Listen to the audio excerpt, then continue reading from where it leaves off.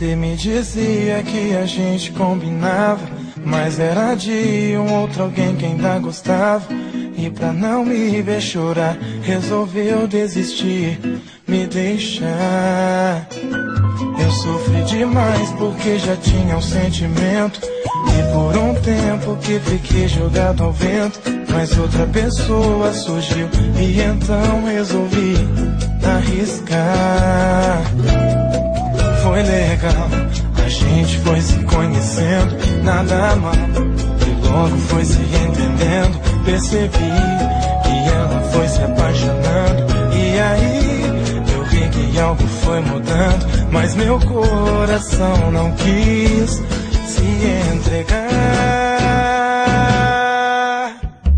Eu vi que as lágrimas vão e vêm, como as ondas do mar vêm e vão. E sem querer eu fiz a mesma coisa que você, mas só agora eu fui entender. Será que um dia isso vai passar?